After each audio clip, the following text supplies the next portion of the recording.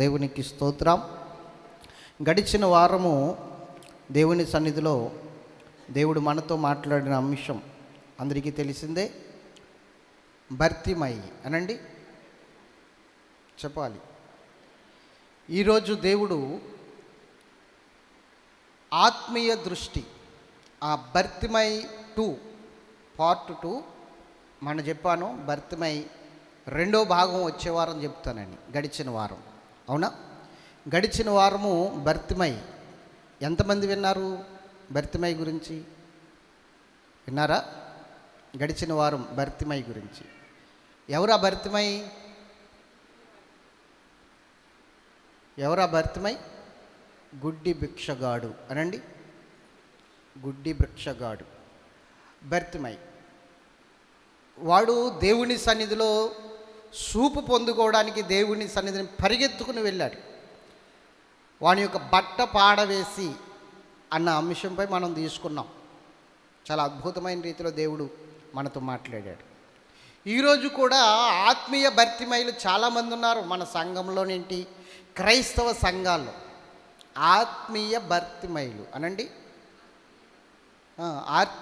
ఆత్మీయంగా భర్తిమైలు ఉన్నారు. భర్తిమై అంటే గుడ్డివారని చెప్పండి. ఆత్మీయంగా ఏమై ఉన్నారు? ఇప్పుడు గుడ్డివారు. ఆత్మీయ దృష్టి లేకుండా చాలామంది దేవుని సన్నిధికి వచ్చి వెళ్ళిపోతున్నారు.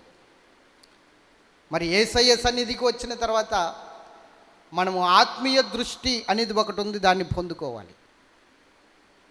అమ్మ వింటున్నారా? జాగ్రత్తగా దేవుని వాక్యాన్ని వినండి. భర్తిమై యేసుక్రీస్తు ప్రభువు దగ్గరికి పరిగెత్తుకుని వెళ్ళి తన బట్టను విడిచిపెట్టి ఆయన సన్నిధిలో ఆయన్ని చూపు పొందగోరుచున్నానని అడిగి చూపు పొందాడు. పొందిన తర్వాత ఏం చేశాడు? ఆయన్ని వెంబడించాడు. వెనక్కి వెళ్ళిపోలే. మరలా ఆ భిక్షమెత్తుకునే బ్రతుక్కి వెళ్ళలేదు. మనము ఆ వాక్యాలు చదువుకున్నాం చూడండి. మార్కు సువార్త 10వ అధ్యాయము అందరూ తీసారా? 50, 51, 52, 3 వచనాలు చదువుదాం ఒకసారి. అంతట వాడు బట్టను పారవేసి దిగ్గున లేచి యేసునొద్దకు వచ్చాడు. యేసు నేను నీకేమి చేయగోరుచున్నావని వాడిని అడుగగా ఆ గుడ్డివాడు బోధకుడా నాకు దృష్టి కలుగు చేయమని, నాకు చూపు కావాలి, దృష్టి కలగ చేయమని ఆయన అడిగాను. అందుకు యేసు నువ్వు వెళ్ళుము, నీ విశ్వాసము నిన్ను స్వస్థపరిచిన, నువ్వు వెళ్ళిపో, నీ విశ్వాసం నిన్ను స్వస్థపరుస్తుందని చెప్పాడు. వెంటనే వాడు త్రోవను ఆయన వెంట చూపు పొంది వెళ్ళాను. స్తోత్రం చెప్పండి గట్టిగా. త్రోవను ఆయన వెంట ఎట్లా వెళ్ళాడు? ఇప్పుడు నేను అంటాను, నిజముగా నువ్వు చూచుచున్నవాడు అయితే యేసును వెంబడిస్తావు.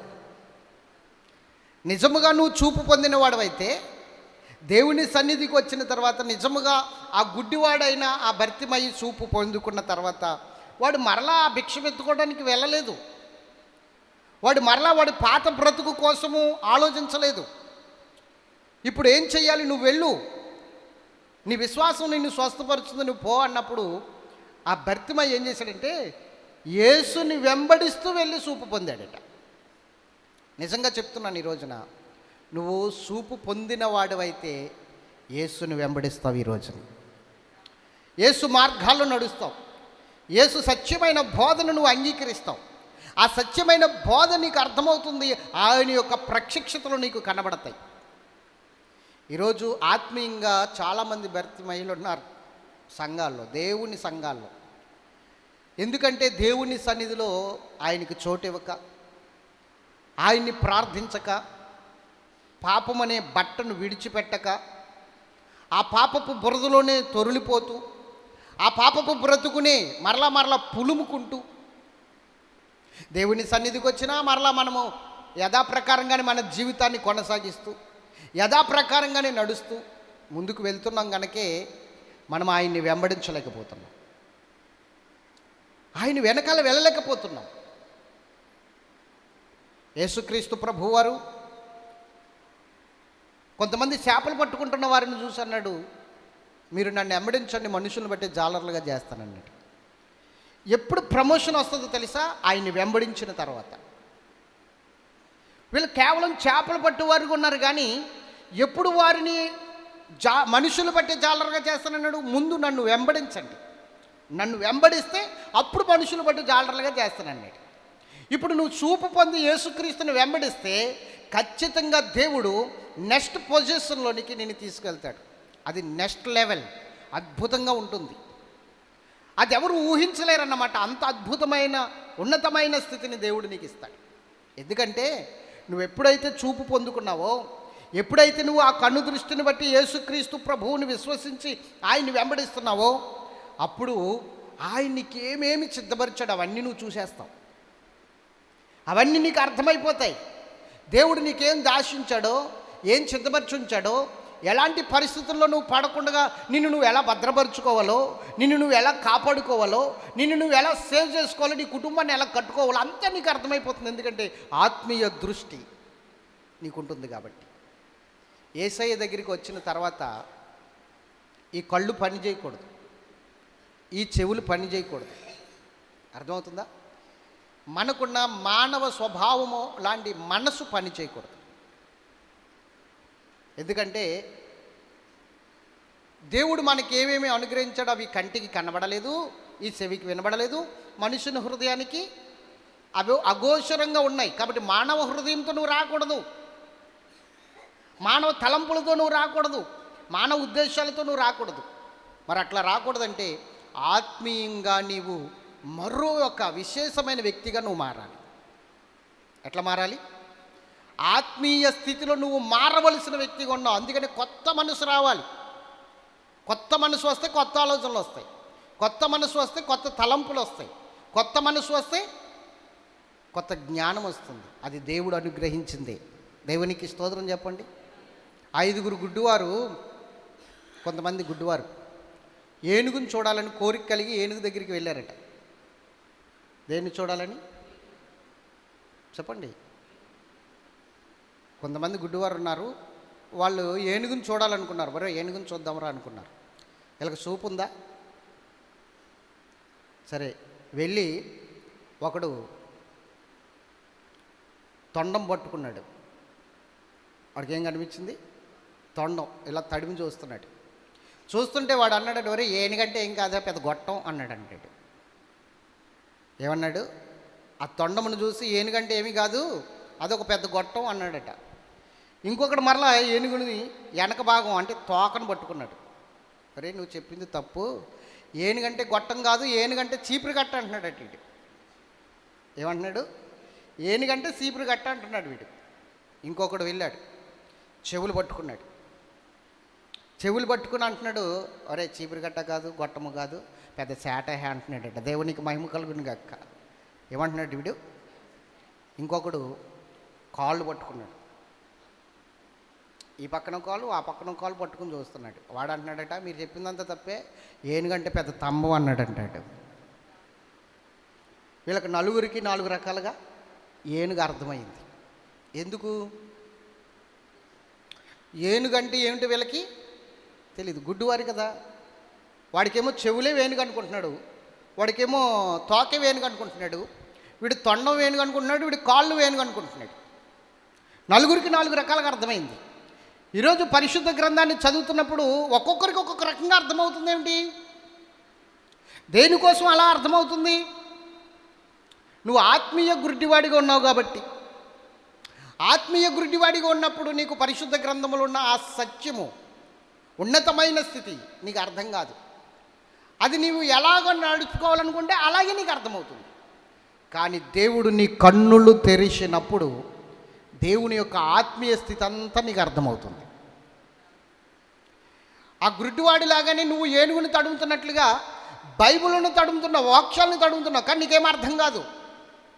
నీకు అర్థమయ్యే రీతిలోనే అర్థమవుతుంది. మానవ స్వభావంతో వెతుకుతున్నావు కనుక, మానవ స్వభావంతో మాట్లాడుతున్నావు కనుక, మానవ స్వభావంతో అర్థం చేసుకుంటున్నావు కనుక అది నీకు మానవ స్వభావంలోనే అర్థమవుతుంది. ఆత్మీయంగా అర్థం కావాలి అంటే దేవుడు నీ కన్నులు తెరవాలి. భర్తిమై కన్నులు తెరిచిన దేవుడు నీ కన్నులు తెరిచినప్పుడు, ఆత్మీయ దృష్టి నీకు ఏర్పడినప్పుడు ఖచ్చితంగా దేవుడు ఏమేమి సిద్ధపరిచాడో ఆత్మీయ సత్యాలు ఏమిటో, ఆత్మీయ మర్మాలు ఏమిటో ఇవన్నీ బయటపడతాయి. పౌలు గారు అంటున్నారు, పౌలు గారు 2 కొరింథీ పత్రిక 1 కొరింథీ పత్రిక 2 అధ్యాయం 7, 8 వచనాలు చూడండి. అసలు ఆయన సిలువ ఎందుకు వేసారో అర్థమవుతుంది మనకి. 7, 8 దేవుని జ్ఞానము చెప్పండి. దేవుని జ్ఞానము మర్మమైనట్టుగా బోధించున్నాం. ఎలా బోధిస్తున్నాడట? దేవుని జ్ఞానము మర్మమైనట్లుగా బోధించుచున్నాము. ఈ జ్ఞానము మరుగయుండెను జగదుత్పత్తికి ముందుగానే దీనిని దేవుడు మన మహిమ నిమిత్తము నియమించెను. చెప్పండి, ఎప్పుడు నియమించాడట ఈ జ్ఞానము? ఈ జ్ఞానం ఎప్పుడు నియమించాడు? జగదుత్పత్తికి ముందుగానే నియమించాడట. కానీ అర్థమైందా అందరికీ? ధర్మశాస్త్రాన్ని చదువుతున్న ధర్మశాస్త్ర ఉపదేశకులకు అర్థమైందా? మోషే చెప్పాడు, నా వంటి ప్రవక్త ఒకడు మీ మధ్య దేవుడు పంపిస్తాడు అని చెప్పాడు. అన్నాడు లేదా? మాట్లాడరు ఏంటంటే. అలాగే యెషయా ప్రవచించాడు యేసుక్రీస్తు ప్రభు వారి గురించి. యెషయా కూడా ప్రవచించాడు. కానీ ఎంతమంది ప్రవచించినా ధర్మశాస్త్రంలో నిగూఢమైన విషయాలు కానీ, మరుగయ్యున్న యేసుక్రీస్తుని కానీ వీరు చూడలేకపోయారు. అది ఎప్పుడు నిర్ణయించబడ్డాడు? ఆయన జగత్పునాది వేయబడక మునిపే నిర్ణయించబడ్డాడు మనందరి కోసం. కానీ ఆ విషయము వారికి తెలియలేదు, ఈ మర్మము తెలియలేదు, ఈ విషయం తెలియలేదు. ఎందుకు? ధర్మశాస్త్రాన్ని చదువుతున్నారు కానీ ధర్మశాస్త్రంలో మరుగైన యేసును చూడలేకపోతున్నారు, ధర్మశాస్త్రంలో మరుగైన క్రీస్తును చూడలేకపోతున్నారు, ఆ మహిమను చూడలేకపోతున్నారు, ఆ ప్రత్యక్షతను చూడలేకపోతున్నారు. అందుకనే వారందరూ కలిసి ఏం చేశారో తెలుసా? ఆ మర్మమును గుర్తించక 8వ వచనం చదవండి. ఇప్పుడు అది లోకాధికారుల్లో ఎవరికి తెలియదు, అది వారికి తెలిసి ఉండి నెడల. జాగ్రత్తగానండి. లోక అధికారుల్లో అది ఎవరికీ తెలియదు. ఒకవేళ తెలిసి ఉంటే మహిమా స్వరూపియగు ప్రభువును సిలువ వేయకపోయిందురు. స్తోత్రం చెప్పండి గట్టిగా. ఆ మర్మము, ఆ జ్ఞానము వారికి తెలియలేదు. వారు పైన చూసుకుంటూ వెళ్ళారు కానీ ఆత్మీయ విషయాలు చూడలేకపోయారు, ఆత్మీయ జ్ఞానాన్ని అర్థం చేసుకోలేకపోయారు, ఆత్మీయ ప్రత్యక్షతను చూడలేకపోయారు, క్రీస్తును చూడలేకపోయారు. కాబట్టి ధర్మశాస్త్రంలో వారు ఏం చేశారో తెలుసా? ఆయన్ని సిలువకు అప్పగించారు, సిలువేశారు. ఒకవేళ వాళ్ళు చూసి ఉంటే, ఒకవేళ వారి కన్నులు తెరవబడి ఉంటే, వారు మనోనేత్రం కనుక తెరవబడి ఉంటే ఏం జరుగును? ప్రభువుని సిలువ వేయకపోవుదురు. స్తోత్రం చెప్పండి గట్టిగా. హల్లెలూయా చెప్పండి ఇంకొకసారి. మరి ఎందుకు వారి కన్నులు మూయబడ్డాయి? ఆ కన్నులు మూసింది కూడా ఎవరంటే దేవుడే. చెప్పండి, ఆ కన్నులు మూసింది కూడా ఎవరు? యెషయా గ్రంథం 6వ అధ్యాయం తీయండి ఒకసారి దయచేసి. దేవుని వాక్య భాగానికి చోటివ్వండి. యెషయా గ్రంథము 6వ అధ్యాయము. ఎవరు మూసారో నేను చెప్తాను. జాగ్రత్తగా మీరు ఈ వచనాల్ని కనుక పరిశీలన చేస్తే ఈరోజు ఆత్మీయ దృష్టి మనం పొందుకోవడమే కాకుండా దేవుణ్ణి వెంబడించేవారుగా మారబోతున్నాం. ఎంతమంది మారాలనుకుంటున్నారు దేవుణ్ణి వెంబడించేవారుగా? చెప్పాలి. ఎంతమంది? ఎస్, చూద్దాం. 9, 10, 11 వచనాలు మనం చదువుదాం. ఆయన నువ్వు పోయి ఈ జనులతో ఇట్లనము మీరు నిత్యము వినుచుందురు గాని గ్రహింపకుందురు, నిత్యము చూచుచుందురు గాని తెలుసుకోకుందురు. వారి కన్నులతో చూసి చెవులతో విని హృదయంతో గ్రహించి మనసు మార్చుకుని స్వస్థత పొందుకొనున్నట్లు ఈ జనుల హృదయమును ప్రభువు చేత వారి చెవులు మందపరిచి వారి కన్నులు మూయించున్నా మని చెప్పాను. ఎవరు మూస్తున్నారట? ఇప్పుడు ఇక్కడ ఈ దృశ్యాన్ని ఒకసారి మీరు పరిశీలించండి. నా వైపు చూస్తూ వినండి, బాగా అర్థమవుతుంది మీకు బ్రదర్. ఓకే, యెషయా ఒక అద్భుతమైన దర్శనాన్ని చూస్తున్నాడు. అది పరలోకపు ప్రత్యక్షత, పరలోకపు దర్శనం. ఆకాశం తెరవబడింది, అద్భుతమైన దర్శనం. దేవదూతలు, కోట్ల మంది దేవదూతలు దేవుణ్ణి స్తుతిస్తూ ఉన్నారు. అద్భుతమైన స్తుతి ఆరాధన జరుగుతుంది. ఎటువంటి స్తుతి ఆరాధన అంటే వారందరూ కలిసి ఏకస్వరముతో, కంఠస్వరముతో దేవుణ్ణి స్తుతిస్తుంటే గడప కమ్ములు పునాదులు అదిరిపోతున్నాయి. దేవుడు అద్భుతముగా స్తుతించబడుతున్నాడు. అలాంటి స్తుతి ఆరాధన జరుగుతున్నప్పుడు జాగ్రత్తగా వినండి. అలాంటి స్తుతి ఆరాధన జరుగుతున్నప్పుడు దేవుని సన్నిధిలో ఎప్పుడైతే ఆయన ముఖ దర్శనం చూశాడో యెషయా, అతని స్థితి అతనికి అర్థమైంది, అతని ప్రత్యక్షత ఏమిటో అతనికి అర్థమైంది, అతని పాపం ఏంటో అతనికి అర్థమైంది. వెంటనే దేవుని సన్నిధిలో పశ్చాత్తాపడుతుండే, ప్రభువా నేను అపవిత్రమైన పెదవుల గలవాడను, అపవిత్రమైన పెదవుల గలవారి మధ్య నేను నివసిస్తున్నాను, అయ్యో నన్ను క్షమించు ప్రభువా, నేను పాపిని పాపిని పాపిని అని ఏడుస్తుంటే దేవదూతల్లో ఒకడు బలిపీఠం మీద నొప్పులుంటే ఆ నొప్పుని ఒక కారుతో పట్టుకుని ఈ ఎస్ఐ దగ్గరికి వచ్చి పెదాలకి తాకించి ఆ నొప్పుని, ఇదిగో నీ పాపములన్నీ కూడా పరిపూర్ణమైపోయినాయి, ఇంకా పాపములన్నీ కూడా పరిపూర్ణంగా లయం చేసేసాం, నువ్వు పరిశుద్ధుడివి, నీ అపవిత్రమైన పెదవులు పోయాయి, పవిత్రమైన పెదవులు వచ్చాయని చెప్పాడు. ఇంకా నువ్వు పరిశుద్ధుడివి, నువ్వు పాపివి కాదు, నీ అపవిత్రమైన నీ పెదవులకున్న అపవిత్రత తొలగిపోయిందని చెప్పగానే దేవుడు ఒక ప్రశ్న వేస్తున్నాడు. కోట్ల మంది ఉన్నారు అక్కడ, దేవదూతలు ఏంటి ఇంకా చాలామంది ఉన్నారు. నా నిమిత్తం ఎవడు పోతాడు, నా నిమిత్తం ఎవడు ప్రకటిస్తాడు, నా నిమిత్తం ఎవడు సువార్త ప్రకటిస్తాడు, ఎవడు ప్రకటిస్తాడు, ఎవడు పోతాడని అడుగుతుంటే ఆ కోట్ల మందిలో ఒక శైలగిసింది, నేను పోతానని. ఎవరో తెలుసా? ఎస్సియా అనండి. ఎవరు? ఎస్సియా. ఆ కోట్ల మందిలో ఒక శైలగిసింది, నేను పోతా అంటున్నాడు.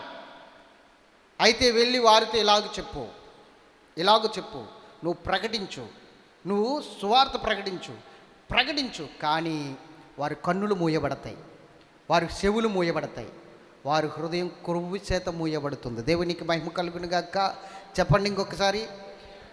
ప్రకటించమన్నాడు. వచ్చాడు యెషయా, బయటకు వచ్చాడు, ఆ దర్శనం నుంచి బయటకు వచ్చాడు. ఆ రోజు నుంచి ప్రకటించడం మొదలుపెట్టాడు. ఏమని ప్రకటించాడో తెలుసా?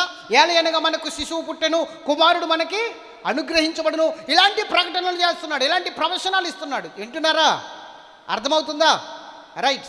తర్వాత ఏమంటున్నాడు? ఇదిగో కన్యక గర్భవతి అయి కుమారుని కనెను, ఆయనకి ఇమ్మానుయేలు అని పేరు పెట్టుదురు. ఇలాంటి యేసుక్రీస్తును గూర్చిన ప్రవచనాలు ఎన్నో చెప్పాడు. కానీ వాళ్ళకి అర్థమైందా? వారి కన్నులు మూయబడ్డాయి, వారి చెవులు మూయబడ్డాయి, వారి హృదయము క్రొవ్వుతో మూయబడింది. ఎవరు? ఈ కన్యక గర్భాన్ని పుట్టినవాడు. వాళ్ళు అర్థం చేసుకోలేదు. యేసయ్య ఏ విధంగా అయితే ప్రకటించాడో, దేవుడు ఏ విధంగా ప్రకటించమన్నాడు ఆ విధంగా ప్రకటించినప్పటికీ కూడా ఇజ్రాయేల్ ప్రజలకు అర్థం కాలేదు. అలా జరిగింది, వాళ్ళ ఎదురుగుండగానే జరిగింది. ఒక కన్యక గర్భవతి కుమారుని కన్నది, కానీ వారు అంగీకరించుకున్న వాళ్ళందరూ కలిసి ఈయన మీద కుట్ర చేసి 33.5 సంవత్సరాల తర్వాత ఆయన తీసుకుని వెళ్ళి ఊరి బయట గావిని వెలుపట ఆయన్ని సిలువ వేసి చంపేశారు. కారణం? వారి కన్నులు తెరవబడలేదు గనక, లేఖనాల్ని అర్థం చేసుకోలేదు గనక, లేఖనపు శక్తి వారికి అర్థం కాలేదు గనక, ఆ జ్ఞానం వారికి లేదు గనక, వారి కన్నులు మూయబడ్డా గనక ఆయన్ని సిలువకేసి చంపేశారు. స్తోత్రం చెప్పండి గట్టిగా. హల్లెలూయా. ఈరోజు నేను చెప్తున్నాను దేవుని బిడ్డలారా, ఆనాడు యేసుక్రీస్తు ప్రభువు వారు భూమి మీదకి రావాలి, ఆయన మనుషులందరి నిమిత్తము చనిపోయి, అంటే రక్తము కార్చి చనిపోయి తిరిగి 3వ దినం లేవాలి గనక దేవుడే వారి కన్నులు ఏం చేశాడు? కావాలని మూశాడు. వారి కన్నులు గనక దేవుడు ముయ్యలేదనుకోండి, ఆయన ఎవరు చంపుతారు మరి? అవునా కదా? ఎవరు పట్టుకుంటారు ఆయన్ని? మరి ఈ సిలువ బలియోగం ఎలా జరుగుతుంది? అందుకని మూశాడు. కానీ ఇప్పుడు సంఘములో ఉన్న వారి కన్నులు మూసింది దేవుడు కాదు. ఆనాడు ధర్మశాస్త్ర యుగములో దేవుడే వారి కన్నులు మూసి ఉండొచ్చు, కానీ ఈనాడు మాత్రం సంఘములో ఉన్న వారి కన్నులు మూసింది దేవుడు కాదు. మరెవరు? జాగ్రత్తగా కొరింథీయులకు రాసిన పత్రికలో ఆ మాట ఉంటుంది. చూడండి, తీసారా? చదవండి. దేవుని స్వరూపి అయిన ఆ వచనం కూడా చెప్పునన్న. 4:14 అండి. 4:4. 1 కొరింథీ 2 కొరింథీ 2 కొరింథీ 2 కొరింథీ 4:4 2 కొరింథీ పత్రిక 4:4 చూడండి. ఇప్పుడు సంఘానికి కళ్ళు మూసింది ఎవరో చూద్దాం. దేవుని స్వరూపి అయిన క్రీస్తు మహిమను కనుపరుచు సువార్త ప్రకాశము వారికి ప్రకాశింపకుండు నిమిత్తము యుగ సంబంధమైన దేవత అవిశ్వాసులైన వారి మనోనేత్రములకు గుడ్డితనము కలుగజేసెను. ఇప్పుడు ఆత్మీయ దృష్టి లేకుండా ఎవరు గురుడితనం కలగజేశారు? ఇప్పుడు సంఘానికి ఇప్పుడు ఎవరు గురుడితనం కలగజేస్తారు? హలో చెప్పండి. ఈ యుగ సంబంధమైన దేవత మన మనోనేత్రాలకి ఆత్మీయ గురుడితనం కలగజేసింది. అందుకని ఈ రోజున యేసుని వెంబడించలేకపోతున్నాం, ఆయన్ని చూడలేకపోతున్నాం, ఆయన ప్రత్యక్షతలు చూడలేకపోతున్నాం, ఆయన మహిమను చూడలేకపోతున్నాం. ఎందుకు? వాక్యాన్ని చదువుతున్నాం కానీ వాక్యాన్ని అర్థముగా మలుచుకుని మన పరిస్థితి ఏంటో చూడలేకపోతున్నాం, మనల్ని మనం వాక్యంలో చూసుకోలేకపోతున్నాం. స్తోత్రం చెప్పాలి గట్టిగా. అర్థమవుతుందా మీకు? మన స్వభావం కనబడాలి వాక్యం చదువుతున్నప్పుడు. అంటే ఆత్మీయ నేత్రాలు తెరవబడి మన వాక్యం చదువుతున్నప్పుడు మన బ్రతుకు కనబడాలి. అద్దములో చూసుకున్నట్లుగా మన అంతరంగ స్వభావం కనబడాలి. అద్దములో చూసుకుంటే మన ప్రతిబింబం ఎలా కనబడుతుందో అలా కనబడాలి. అది కనబడట్లేదంటే వాక్యం చదువుతున్నావు, వాక్యం వింటున్నావు, దేవుని సన్నిధికి వస్తున్నావు, కానీ నీ పాపపు బ్రతుకు బయటికి రావట్లేదంటే నువ్వు చూడలేకపోతున్నావు అని అర్థం. వాక్యం చదువుతున్నప్పుడు కానీ వాక్యం వింటున్నప్పుడు కానీ మన లోపల స్వభావం కనబడాలి. మన ఆలోచనలు ఏంటో బయటికి రావాలి, దేవుని చిత్తం ఏంటో బయటికి రావాలి. దేవుని చిత్తానికి మన ఆలోచనలకి ఎంత తేడా ఉందో మనకు అర్థం కావాలి, ఎంత వ్యతిరేకమైన స్వభావం ఉందో మనకు అర్థం కావాలి, ఎంత విరోధముగా మనం ఆలోచిస్తున్నామో మనకు అర్థం కావాలి. ఆ దృష్టి లేదు ఈరోజు సంఘానికి. ఆ దృష్టిని మార్చేసింది సాతాను, ఆ దృష్టిని మార్చేశాడు అపవాది. నీకు అర్థం కావాలి. అందుకే చెప్తున్నాను, ఆత్మీయ దృష్టి ఇది లేకపోతే నువ్వు యేసు దగ్గరికి వస్తున్న గుడ్డివాడిగానే ఉంటావు. నువ్వు గుడ్డివాడివే, ఎప్పటికీ గుడ్డిదానివే. యేసు దగ్గరికి వస్తున్నా కూడా స్వస్థత పొందలేని వ్యక్తివి. ఆత్మీయ స్వస్థత, ఆత్మీయ నేత్రము తెరవబడట్లేదు, నీకు తెరవబడాలి. స్తోత్రం చెప్పండి గట్టిగా, హల్లెలూయా. వాక్యము వింటున్నా చదువుతున్నా మన ఆంతరిక స్వభావము, మన హృదయ స్థితి మనకు అర్థమవ్వాలి. అరే, ఒక రోజున యాకోబు బావి దగ్గర కూర్చున్నాడు ఈయన, సమరయ పట్టణము వైపు వెళ్తూ. ఓ స్త్రీ వచ్చింది మధ్యాహ్నం 12 గంటలకి. మధ్యాహ్నం 12 గంటలకి ఒక స్త్రీ వచ్చి నీళ్లు తోడుకుంటుంటే ఈయన వెళ్ళి అంటున్నాడు, అమ్మ నాకు కొంచెం మంచినీళ్ళు పోయి దావతగా ఉంది, మధ్యాహ్నం అయింది కదా అంటున్నాడు. ఆయన్ని కింద నుంచి పైకి ఒకసారి చూసి అంటుంది, అయ్యా నీ వేషధారణ చూస్తుంటే, నీ వస్త్రధారణ చూస్తుంటే నువ్వు యూదుడిలాగా ఉన్నావు, నేనేమో సమరయ స్త్రీని, మీకును మాకును సాంగత్యం లేదు కదా, మరి ఇప్పుడు గనక నీ వాళ్ళు ఎవరైనా నన్ను మంచినీళ్ళు అడిగినట్లు కానీ, నేను పోసినట్లు కానీ, నువ్వు త్రాగినట్లు కానీ తెలిసిందనుకో, నిన్ను కూడా మా పట్టణానికి పంపేస్తారు, నిన్ను కూడా వెళ్ళేస్తారు అని చెప్పాడు. అప్పుడు వెంటనే యేసుప్రభు అన్నాడు, అమ్మా నీవిచ్చు నీళ్లు త్రాగితే నేను మరలా దప్పికొంటాను, కానీ నేనిచ్చు నీళ్లు త్రాగితే నువ్వు ఎన్నడూను దప్పికొనవు అన్నాడు. ఆ నీళ్లు నాకు ఈ ప్రభు అన్నది, ఇస్తాను కానీ నీ భర్తను తీసుకురా అన్నాడు. నాకు భర్త లేడు, నాకు ఇంకా పెళ్లి కాలేదు. మంచిదే, నీకు భర్త లేడని పెళ్లి కాలేదని వాస్తవం చెప్పావు, కానీ నీకు 5 భర్తలు ఉన్నారు, ప్రస్తుతం ఇప్పుడు నీతో ఉన్నవాడు కూడా నీ భర్త కాడు అన్నాడు. వెంటనే కడవ పక్కన పెట్టేసింది. నువ్వు మెస్సేవు కదూ అంది, నువ్వు మెస్సేవు కదూ అంది. అని వెంటనే ఏం చేసిందో తెలుసా? ఊరంతా పరిగెత్తుకుని వెళ్ళిపోయి, నేను చేసిందంతా నాకు చెప్పిన వాడిని నేను కనుగొన్నాను, వాడిని మీకు చూపిస్తాను రండి, నేను చేసిందంతా చెప్పేశాడు అని ఊరికి వెళ్ళి మొత్తం ఊరిలో ఉన్న వాళ్ళందరినీ తీసుకొచ్చేసింది. 2 మాటలు మాట్లాడేసరికి దేవుడు ఆమె స్వభావములో ఉన్నదేంటో ఆమెకు అర్థమైపోయింది, ఆమె హృదయములో ఉన్నదేంటో ఆమెకు అర్థమైపోయింది. ఆమె హృదయములో నుంచి బయటికి రావాల్సింది వచ్చేసింది. మరి దేవుడు ఎన్నాళ్ళ నుంచి మాట్లాడుతున్నాడు? కొన్ని సంవత్సరాల నుంచే నీతో మాట్లాడుతున్నాడు, కొన్ని నెలల నుండి నీతో మాట్లాడుతున్నాడు. నీ బ్రతుకు మారిందా? పశ్చాత్తాపడ్డావా? మార్చుకోవడానికి నీ జీవితాన్ని ప్రయత్నించావా? అంటే నీకు కనబడట్లేదు. దేవుడు మాట్లాడుతున్నప్పటికీ నీ ఆత్మీయ స్థితి నీకు కనబడట్లేదు, నీ బ్రతుకు నీకు కనబడట్లేదు. కాబట్టే గుడ్డివాడిగా ఉండిపోయావు. నీ పాపాలు నీలోనే ఉండిపోయినాయి, నీ అపరాధాలు నీలోనే ఉండిపోయినాయి. నువ్వు అందుకని ఇంత భయంకరమైన జీవితాన్ని జీవిస్తూ ఉన్నావు, అందుకని ఇలాంటి బ్రతుకుతూ ఉన్నావు. ఒక్కసారి నువ్వు దేవుని వైపుకి తిరిగి, అయ్యా నా కన్నులు తెరువు అని ప్రార్థన చేస్తే దేవుడు నీ కన్నులు తెరవబోతున్నాడు. సత్యమేదో అసత్యమేదో దేవుడు తెలియజేయబోతున్నాడు. నా కన్నులు తెరువు ప్రభువా నువ్వు ఎప్పుడైతే ప్రార్థన చేస్తావో, ఆ బర్తిమయి ఎలాగైతే ప్రార్థన చేశాడో, ఎలాగైతే కేకలు పెట్టాడో, ఎలాగైతే గోల పెట్టాడో, దావీదు కుమారుడా నన్ను దాటిపోవద్దని ఎలాగైతే ఏడ్చాడో, నువ్వు కూడా అలాగే ఏడ్చి కన్నీరు గార్చి ప్రభువా నా కన్నులు తెరవని ఎప్పుడైతే ప్రార్థన చేస్తావో నీ ఆత్మీయ నేత్రాలు తెరవబడతాయి. నువ్వేమీ అడక్కు దేవుని దగ్గరికి వచ్చి, ప్రభువా నా కళ్ళు తెరువు, నా కన్నులు తెరువు. నువ్వు చూస్తున్నావు కదా ఇప్పుడు, ఇంకా నీ కన్నులు తెరవడం ఏంటి? ఇగో ఇక్కడ కిటికీ ఉంది, అక్కడ కిటికీ ఉంది, ఇక్కడ బాక్సులు ఉన్నాయి, ఇవన్నీ ఉన్నాయి, నన్ను కూడా చూస్తున్నావు, నేను వేసుకున్న డ్రెస్ చూస్తున్నావు, అదే కలర్ చూస్తున్నావు, నీకు కనబడుతుంది కదా. నాకు ఇది కాదు నాయన, నీ ప్రత్యక్షతలు చూసే కన్నులు కావాలి, నీ ముఖ దర్శనము చూసే కన్నులు కావాలి, నిన్ను వెంబడించే నీ మార్గమును చూసే కన్నులు కావాలి.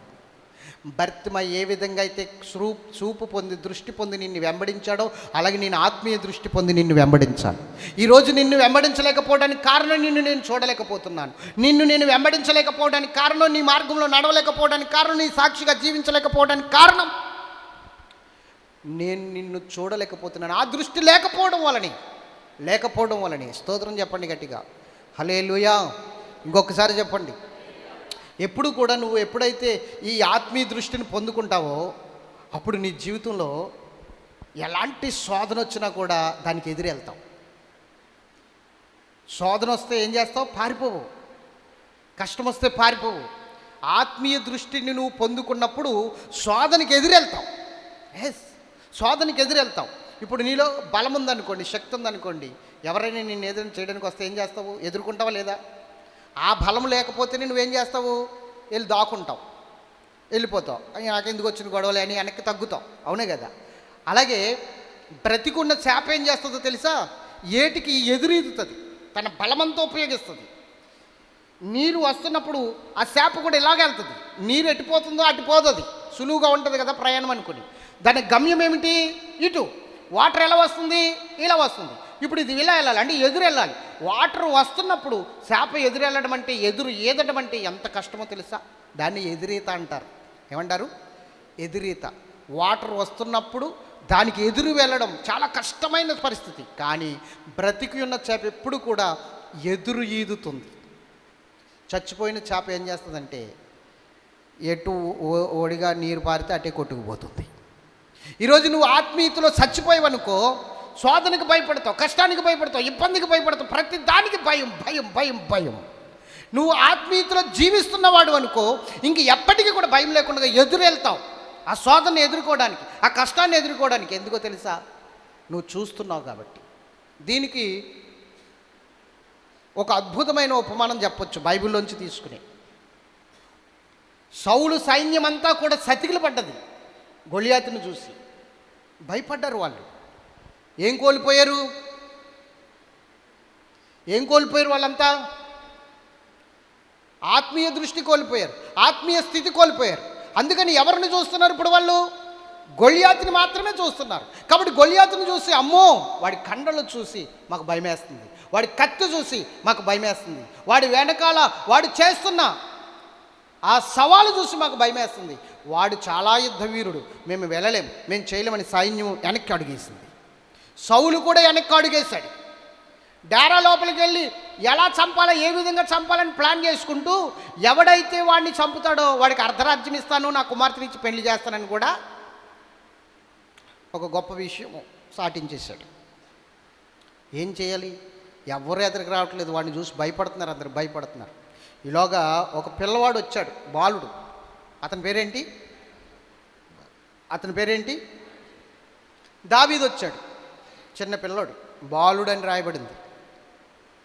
వాడు అంటున్నాడు, జీవము కలిగిన దేవుణ్ణి సైన్యమును తృణీకరించడానికి ఈ సున్నితి లేని వాడు ఎంత? మీరందరూ భయపడతారేంటి? నేను ఒక్కడిని చంపేస్తానండి అంటున్నాడు. ఒక్కడిని. సైన్యం అంతనేమో వేల కొలదిగా లక్షల కొలదిగా ఉన్న సైన్యమేమో భయపడుతుంది, ఒక్కడిని చంపేస్తాను అంటున్నాడు. మరి ఇప్పుడు ఎవరిని చూస్తున్నాడు దావీదు? గొలియాతుని చూస్తున్నాడా? గొలియాతుని కాకుండా అంతకన్నా బలవంతుడైన ఇతనికి సహాయం చేసే దేవుణ్ణి చూస్తున్నాడు. ఆమేన్.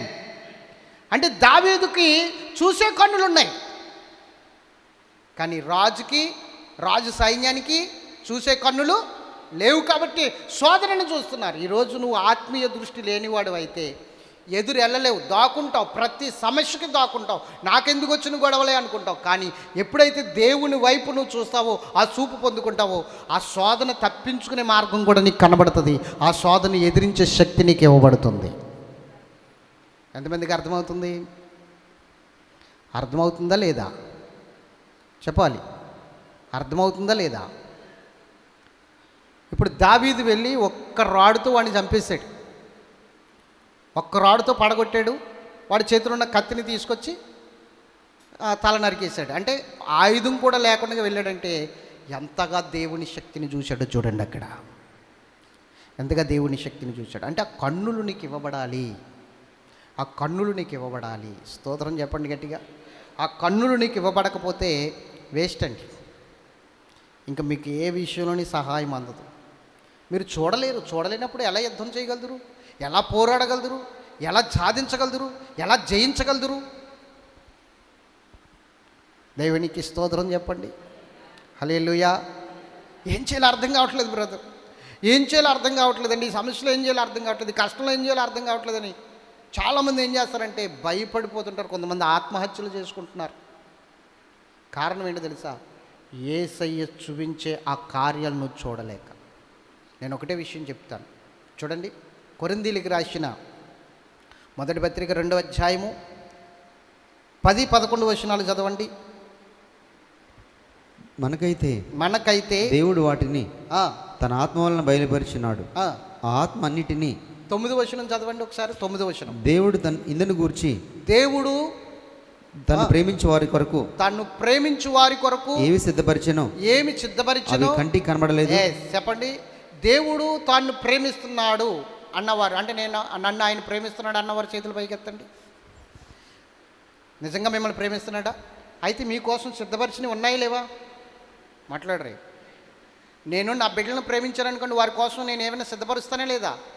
అలాగే దేవుడు మనల్ని ప్రేమిస్తున్నప్పుడు మన కోసం ఆయన సిద్ధపరుస్తాడా లేదా? అవి ఈ కంటికి కనబడవు. అదే రాశాడు అక్కడ పౌలు గారు. అవి కంటికి కనబడలేదు. దేవుడు తన్ను ప్రేమించు వారికి ఏవి సిద్ధపరిచినో అవి కంటికి కనబడలేదు, చెవికి వినబడలేదు, మనిషిని హృదయమునకు గోచరము కాలేదు అని రాయబడింది. చెప్పండి. ఇప్పుడు గోచరం కాలేదు కాబట్టి ఇప్పుడు మనుషుని హృదయానికి అగోచరమైవన్నీ కూడా. మరి నీకు ఏమేమి సిద్ధపరచబడ్డాయో, నీకేమేమి ఇవ్వబడ్డాయో అవి నువ్వు చూడాలవద్దా? అందుకనే దేవుడు అన్నాడు, వెతకుడి మీకు దొరుకును, తట్టుడి మీకు తీయబడును అన్నాడా లేదా? వెతకాలి, తట్టాలి, అడగాలి. ఇవన్నీ కూడా నీకు కావాలి అంటే, వాటన్నిటిని నువ్వు చూడాలి అంటే ఆత్మీయ దృష్టి ఉండాలి. లేకపోతే భయపడిపోతాం, లేకపోతే వెనక్కి వెళ్ళిపోతాం, దేవుని వెంబడించలేవు. ఏదైనా కష్టం వచ్చేసరికి నా వల్ల కాదని వెళ్ళిపోతాం, చిన్న సమస్య వచ్చేసరికి నా వల్ల కాదని వెళ్ళిపోతాం, చిన్న ఇబ్బంది వచ్చేసరికి నా వల్ల కాదని వెళ్ళిపోతాం. ఇంకా నేనేం చేయాలో తెలీదు అన్నట్లుగా ఇంకా ప్రార్థన చేయలేవు, దేవుని సన్నిధికి రాలేవు. ఇంకా ఆ సమస్యలు దేవునికి స్తోత్రం చెప్పాలి. నేను ఒకే విషయం చెప్తున్నాను, ఇంకా నేను ముగించేస్తున్నాను. ఒక్క మాట చెప్తున్నాను వినండి. ఏంటో చెప్పనా? ఆత్మీయ దృష్టి ఉన్నవాడు గొప్ప సాక్షిగా బ్రతుకుతాడు. ఆత్మీయ దృష్టి లేనివాడు దేవునికి అవమానకరంగా బ్రతుకుతాడు. నువ్వు ఎలా బ్రతకాలనుకుంటున్నావు? ఇప్పుడు దేవునికి మహిమకార్థంగానా, ఆయనకు అవమానకరంగానా? ఎలా బ్రతకాలనుకుంటున్నావు చెప్పాలండి, గట్టిగా చెప్పండి. అంటే ఏం కావాలి ఇప్పుడు?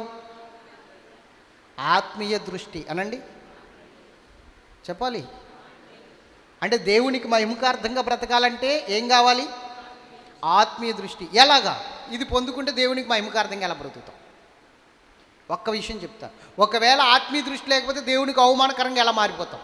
ఈ ఒక్క విషయం చెప్పి నేను ముగించేస్తాను. పెద్ద సబ్జెక్ట్ ఏం అక్కర్లేదు, ఈ మాట మీకు అర్థమైపోతుంది. ఈ మాటతో మొత్తం సబ్జెక్ట్ అంతా మీకు అర్థమైపోతుంది.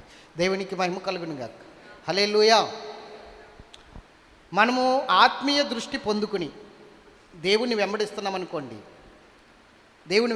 అనుకోండి, మన కోసం ఏమేమి దేవుడు సిద్ధపరిచాడో మనకు అవన్నీ కనబడతాయి. ఏమేమి దేవుడు ఏర్పరిచాడో అవన్నీ మనం చూడగలిగినప్పుడు ఈ లోకపు స్థితి నిన్ను మోసం చేయలేదు, ఈ లోకపు స్థితి నిన్ను మాయ చేయలేదు, ఈ లోకపు స్థితి నిన్ను ఎప్పుడు కూడా ఇంకా పడవేయలేదు. ఎందుకంటే నువ్వు చూడగలుగుతున్నావు కాబట్టి, నువ్వు ఏదైతే పొందుకోవాలనుకున్నావు దాన్ని చూడగలుగుతున్నావు కాబట్టి నిన్ను లోకం మాయ చేయలేదు, ఇంకా నిన్ను మోసం చేయలేదు. ఇంకా అందుకని నువ్వు పడిపోవు, నీ భక్తిలో పడిపోవు. స్తోత్రం చెప్పాలి గట్టిగా. మీకు బాగా అర్థమవడానికి ఒక ఉపమానం చెప్తాను, జాగ్రత్తగా వినండి. మీకు బాగా అర్థమవడానికి ఒక వ్యక్తి ఉన్నాడు. ఒక వ్యక్తి, ఉపమానం కాదు, నిజంగా జరిగిందే. ఆయన పేరు నాకు ఐడియా లేదు, కానీ ఇది వాస్తవంగా జరిగింది. గుండు సూదులు కంపెనీలో పనిచేస్తున్నాడు ఒక వ్యక్తి. ఏ కంపెనీలో?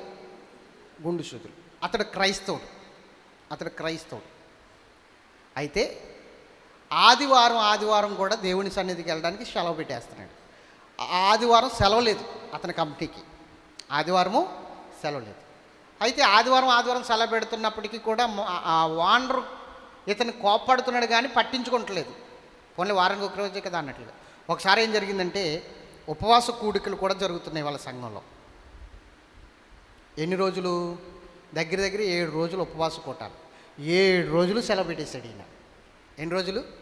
7 రోజులు సెలవు పెట్టేశాడు. 8వ రోజు వస్తే నిన్ను జాబులోంచి తీసేసాం, వెళ్ళిపో అన్నాడు. అదేంటయ్యా అంటే, నిన్ను జాబులో ఉంచుకోవాలంటే నువ్వు మాకు ఒక బాండ్ రాసి ఇవ్వాలి. ఏంటో తెలుసా? ఆదివారాలు కూడా నేను మానను, ఆదివారాలు కూడా నేను డ్యూటీకి వచ్చేస్తాను అని నువ్వు బాండ్ రాసి అని చెప్పాను. ఆదివారం ప్రాణం పోయినా నేను డ్యూటీకి రాను, ఆదివారం నేను దేవుని సన్నిధికి వెళ్ళాలి. మీరు ఏం చేసినా పర్లేదంటే, అయితే జాబులోకి రాకు, జాబులోంచి తీసేస్తున్నాం, పర్వాలేదు, నాకు దేవుడే కావాలి, నాకు ఆదివారమే కావాలి, నాకు జాబు వద్దు అని ఇంటికి వచ్చేసాడు. స్తోత్రం చెప్పండి గట్టిగా. ఇంటికి వచ్చేసిన తర్వాత భార్యతో చెప్పాడు.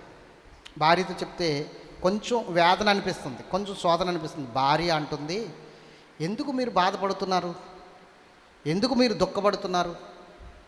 మీరు మానేసింది మన సొంత ప్రయోజనాల కోసం కాదు కదా, దేవుని గురించి మీరు మానేశారు, మీ డ్యూటీ మీరు మానేశారు, మీ యొక్క జాబ్ మీరు వదులుకున్నారు దేవుని గురించి.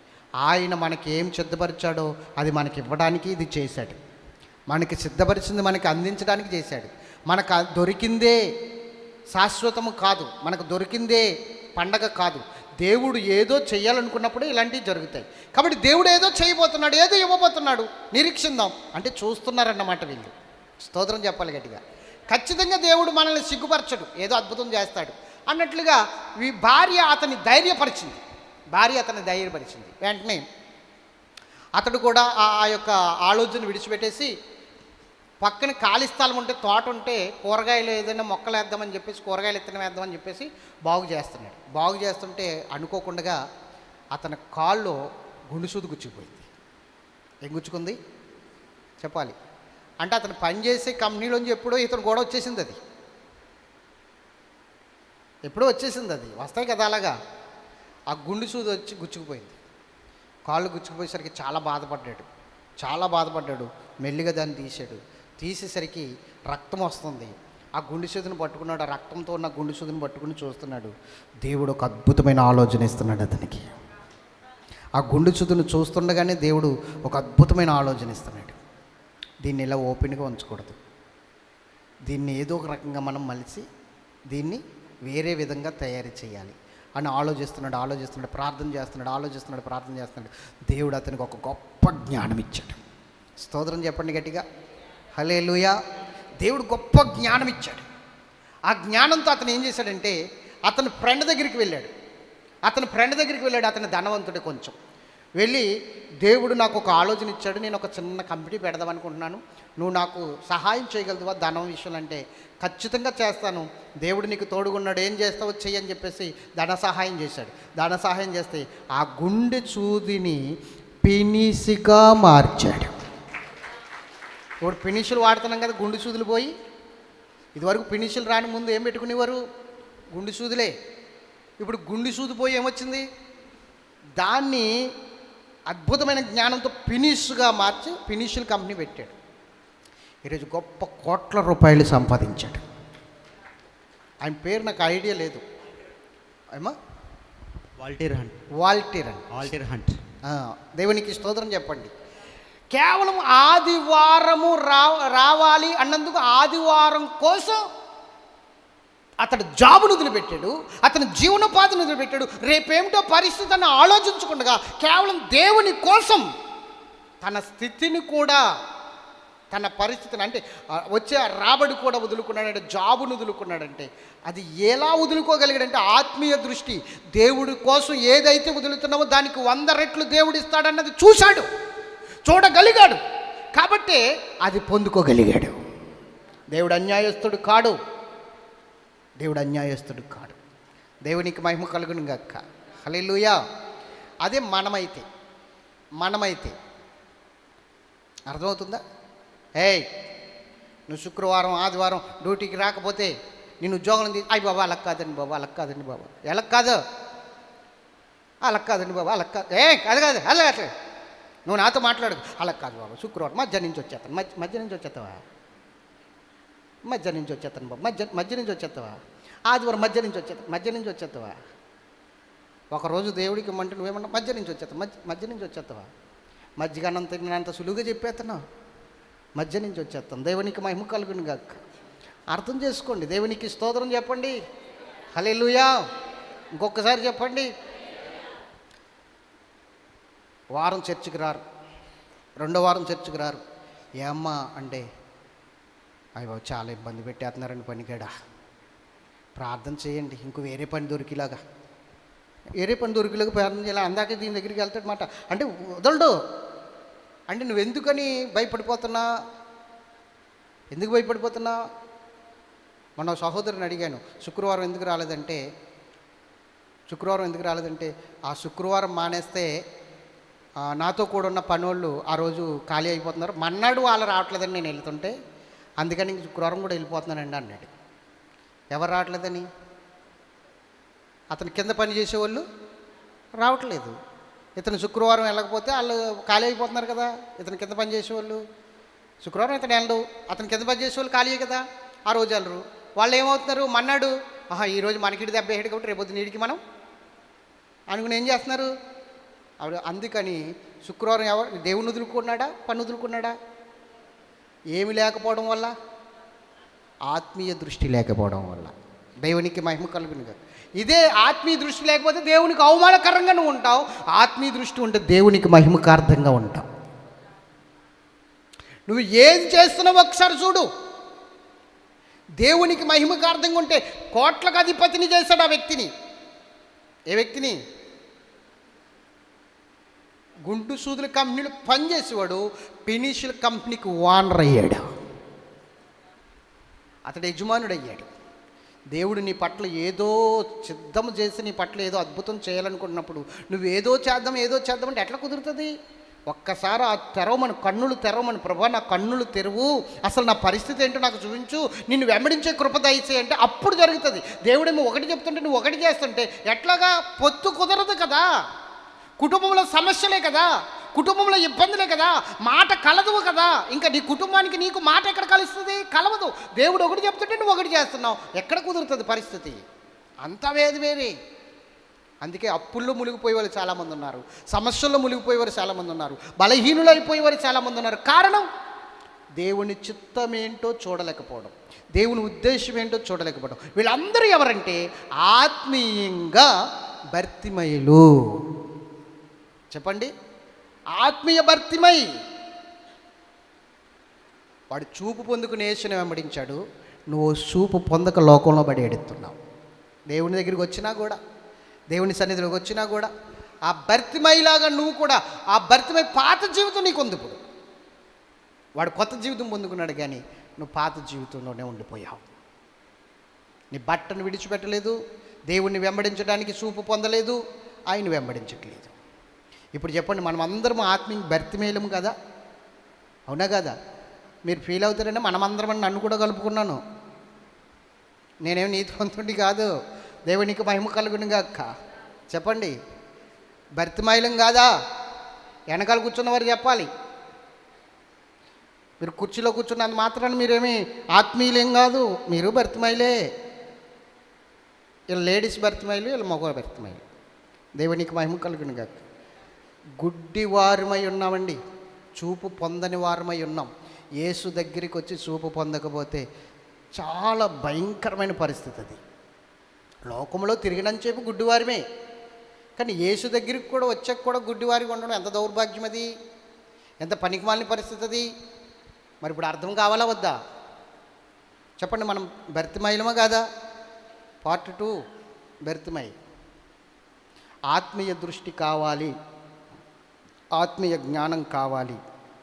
అది లేకపోతే నువ్వు యేసుని సిలువ వేస్తున్నావు, సిలువకు అప్పగిస్తున్నావు, బాహాటంగా అవమానపరుస్తున్నావు.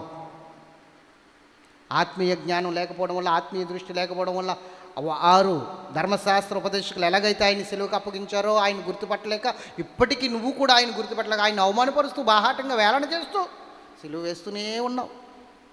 ఇది నీకు తగదు బిడ్డ అని దేవుడు మాట్లాడుతున్నాడు. అవునా కాదా? ఈరోజు నీకు అర్థం కావాలి, నేను భర్తిమైలా, మార్పు చెందిన భర్తిమైలా, చూపు పొందిన భర్తిమైలా ఉండాలి అని అర్థం కావాలి. అర్థమైందా? ఎలా ఉండాలి ఇప్పుడు మనం చెప్పాలి? చూపు పొందిన వారిగా ఉండాలి. ఎలా ఉండాలి? ఎలా ఉండాలి? ఎస్, ఇంకా చాలా రిఫరెన్స్ ఉన్నాయి కానీ ఇంకా అవసరం లేదు. చెప్పవలసినవన్నీ కూడా నేను చెప్పేశాను. మనము ఆత్మీయ దృష్టి పొందుకోవాలి.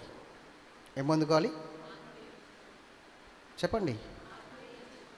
అంటే చూడాలి, కన్నులారా చూడాలి, దేవుని సన్నిధిని అనుభవించాలి, ఆయన మహిమతో నింపబడాలి, ఆయన ప్రత్యక్షతతో నింపబడాలి. అప్పుడే మనం దేవునికి సాక్షులుగా బ్రతకగలుగుతాం.